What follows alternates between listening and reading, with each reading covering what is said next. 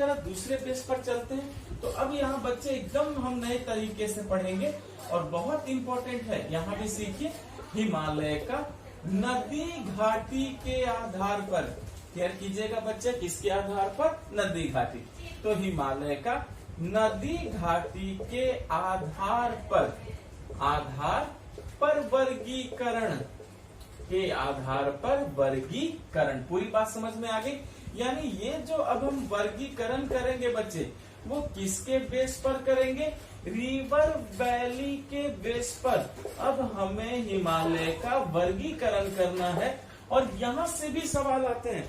यानी अब तक आप जो हिमालय का डिवीजन पढ़ रहे थे, अब आपको उस डिवीजन से कोई मतलब नहीं है, वो सारा डिवीजन खत्म हो चुका है। अब मैंने आपको एकदम नया डिवीजन बता दिया और वो क्या बताया है? नदी घाटी के आधार पर डिवीजन। लेकिन बच्चे इस डिवीजन को और क्या कह सकते हैं? तो देखिए मैं यहीं पर कह रहा हूं, और हम इसी को कहते हैं अंतरदेशांतरीय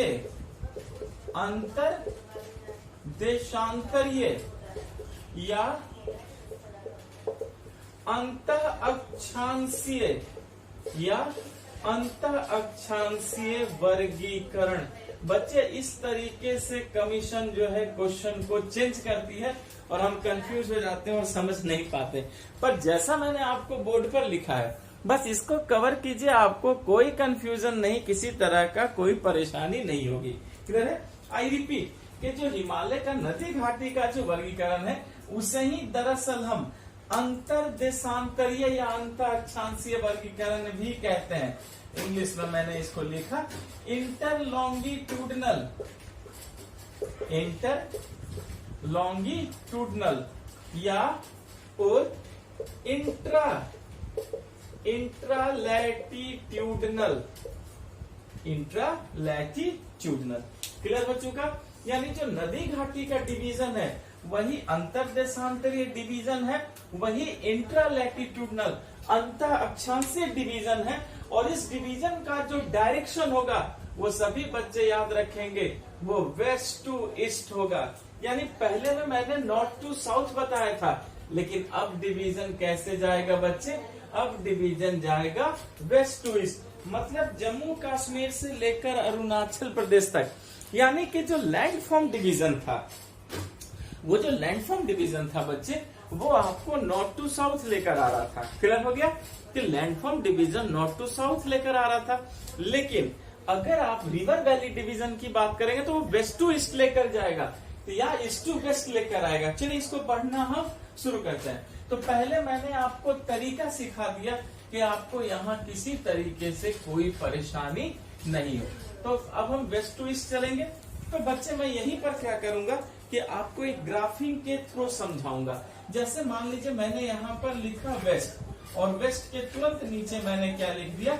JNK, यानी जम्मू कश्मीर से शुरू होगी, ठीक। और इस तरफ मैंने क्या लिखा? ईस्ट, और ईस्ट के नीचे मैंने लिख दिया बच्चे अरुणाचल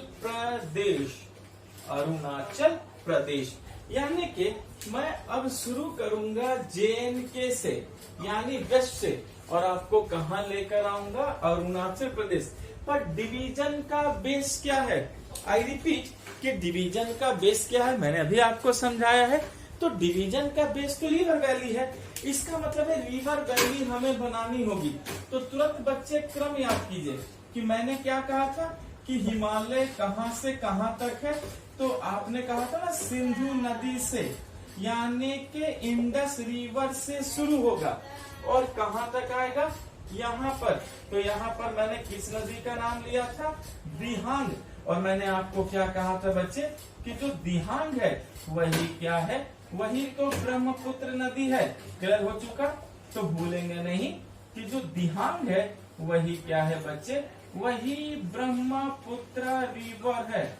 ब्रह्मपुत्र रिवर है। तो आप पहले अपने दिमाग में ये रखना बच्चे कि नदी घाटी का जो डिवीजन है वो JNK से अरुणाचल प्रदेश तक जाएगा, वेस्ट टू ईस्ट तक जाएगा और दो नदियों के बीच रहेगा। तो वो जो दो नदियां हैं, वो दो नदियां कौन कौन सी है? तो सिंपल सी बात है कि एक सिंधु नदी होगी और दूसरा क्या होगा, ब्रह्मपुत्रा नदी होगी। और ब्रह्मपुत्रा को ही वहां क्या मैंने कहा है, दिहांका है, जो मैं आपको नदी सिस्टम में पूरा पढ़ाऊंगा। चलिए, तो सिंधु नदी से शुरू हुआ और ब्रह्मपुत्र नदी के बीच ही डिवीजन को होना है। तो बच्चे मैंने इसमें 4 सेक्शन बना दिए, देखिए 1 2 3, देख रहे हैं, 1 2 3 4, यानी 4 भागों में बांटा गया। तो मैंने जो पहला पार्ट है बच्चे, उसमें मैंने लिखा है पंजाब, देख रहे हैं बच्चे, या कश्मीर हिमालय, पंजाब या कश्मीर हिमालय। तो चलिए, आपको पहला डिवीजन पता चला कि जो पहला डिवीजन है उसी का नाम है पंजाब और कश्मीर हिमालय। क्लियर है? और ये इसकी जो लंबाई है, लंबाई कितनी है, 560 किलोमीटर, 560 किलोमीटर। तो नदी घाटी के डिवीजन में पहले को कहा गया है पंजाब या कश्मीर हिमालय, जो कि 560 किलोमीटर लंबी है। पर इसकी बॉर्डर कौन सी नदी होगी बच्चे, तो यहाँ पर जो नदी होगी उसी नदी का नाम क्या है बच्चे, सतलज नदी है। क्या नाम है, सतलज नदी। तो चलिए, अब हमें पता चल गया कि नदी घाटी के बेस पर जो पहला हिमालय है, ठीक है, वो सिंधु से कहाँ है, सतलज नदी तक है। भूलिएगा नहीं बच्चे, सिंधु से कहाँ तक है, सतलज नदी तक है। क्लियर है? और सिंधु से सतलज नदी तक है, और इसी के बीच को हम कहते हैं पंजाब या कश्मीर हिमालय, और इसका लंबाई क्या है, वो है 560 किलोमीटर। अब आते हैं दूसरे डब्बे में। अब जो दूसरे डब्बे में हिमालय है बच्चे, उसे कहा गया है कुमाऊं हिमालय। क्या कहा गया बच्चे, कुमाऊं हिमालय।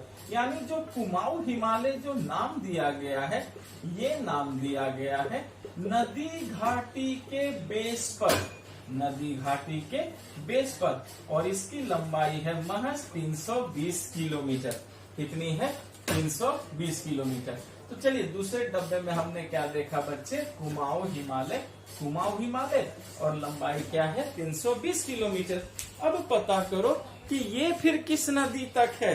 तो बच्चे याद रखेंगे कि ये जो है आपको काली नदी तक है। क्या है, काली नदी।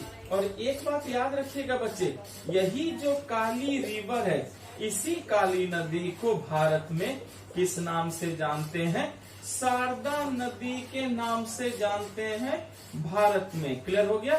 भारत में हम इसी काली नदी को क्या कहते हैं बच्चे, शारदा नदी कहते हैं भारत में। क्लियर है?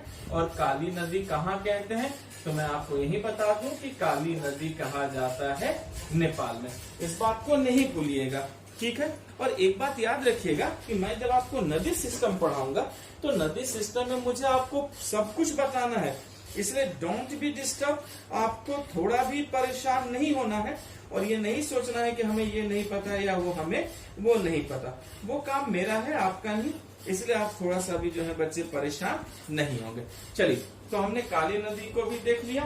तो फिर से सुनिए, सिंधु और सतलज के बीच पंजाब या कश्मीर हिमालय 560 किलोमीटर। अच्छा, सतलज नदी और काली नदी के बीच कुमाऊं हिमालय 320 किलोमीटर। अब तीसरे डब्बे में आते हैं, और तीसरे डब्बे को हम क्या कहते हैं, हम कहते हैं नेपाल हिमालय। क्लियर है बच्चे? तीसरे डब्बे में क्या है, नेपाल हिमालय। और नेपाल हिमालय की लंबाई कितनी है, वो है 800 किलोमीटर। भूलिएगा नहीं कि नेपाल हिमालय की लंबाई कितनी है, 800 किलोमीटर। बच्चे ये भी बहुत इंपॉर्टेंट है, ये हो गया हमारा नेपाल हिमालय 800 किलोमीटर। अब क्वेश्चन ये है कि ठीक है, अब ये जो है आखिर ये कहां से कहां तक है। क्लियर है? तो बच्चे ये जो नेपाल हिमालय है, वो काली नदी से शुरू होकर कहां चली जाती है, तीस्ता नदी तक चली जाती है। क्लियर है बच्चे? किस नदी तक चली जाती है, तीस्ता रिवर तक। भूलेंगे नहीं, तीस्ता नदी तक चली जाती है। क्लियर है ना? अब हमें एक ये भी मिल गया कि नेपाल हिमालय कहाँ से कहाँ तक है, तो हम क्या बोलेंगे कि जो नेपाल हिमालय है वो हमारा काली नदी से चल के शुरू हो जाता है। वो कहाँ तक चला जाता है, वो चला जाता है तीस्ता नदी तक।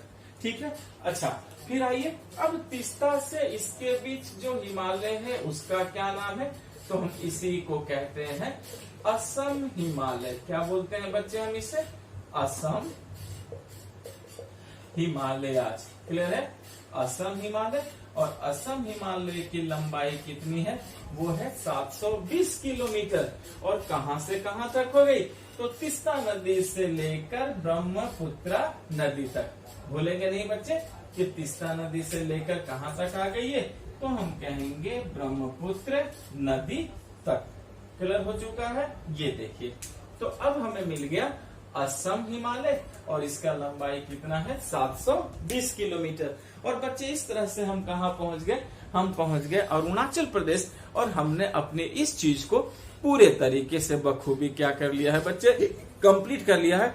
तो इस ग्राफ को याद रखिएगा, बहुत इजी है, आप तुरंत समझ जाएंगे। आपको किसी तरीके की, किसी को कोई भी परेशानी जो है वो नहीं होने की। ठीक है, तो आई रिपीट, पश्चिम से पूरब, जम्मू से अरुणाचल से, सिंधु से लेकर ब्रह्मपुत्र नदी तक, सिंधु और सतलज के बीच पंजाब या कश्मीर हिमालय 560 किलोमीटर, कुमाऊं हिमालय सतलज नदी से काली नदी तक 320 किलोमीटर, काली नदी से लेकर तीस्ता नदी के बीच में नेपाल हिमालय है जो 800 किलोमीटर के लेंथ में है, और तीस्ता नदी से ब्रह्मपुत्र नदी तक असम हिमालय है जो 720 किलोमीटर है। तो बच्चे वो आपसे पश्चिम से पूरब क्रम पूछेंगे, सीक्वेंस पूछ सकते हैं, एरिया पूछ सकते हैं, एरिया वाइज घटते हुए बढ़ते हुए बताओ वो कौन सा हिमालय किस नदी के बीच है, वो पूछ सकते हैं। इन नदियों का सीक्वेंस भी पूछ सकते हैं। क्लियर है, अच्छा अगर क्वेश्चन आया कि इनमें सबसे ऊंचा कौन है, तो फिर आप क्या कहेंगे बच्चे, इनमें सबसे ऊंचा कौन है, तो वो नेपाल हिमालय ही है। क्यों, क्योंकि माउंट एवरेस्ट यहीं पर स्थित है। समझ में आए बच्चे, माउंट एवरेस्ट तो नेपाल में ही है। तो माउंट एवरेस्ट अगर नेपाल में स्थित है, इसका मतलब हो गया कि नेपाल हिमालय ही क्या है, सबसे ऊंचा है। और एरिया भी देखिए तो बच्चे 800 किलोमीटर है। तो सबसे ज्यादा एरिया भी किसके पास है, वो भी अगर हम देखेंगे तो किसके पास है, वो भी नेपाल हिमालय के पास है। यहाँ आपको पूरी बात समझ में आ गई बच्चे।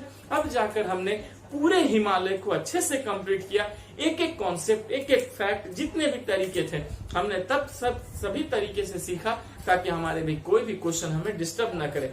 अगर कुछ मिसलेनियस होगी बच्चे तो मैं आपको क्लास के दौरान वो भी लिखवाते जाऊंगा, या जब नदी सिस्टम पढ़ाऊंगा उसमें और भी आपको मिसलेनियस कराते जाऊंगा। पूरी बात समझ में आ चुकी। Thank you class.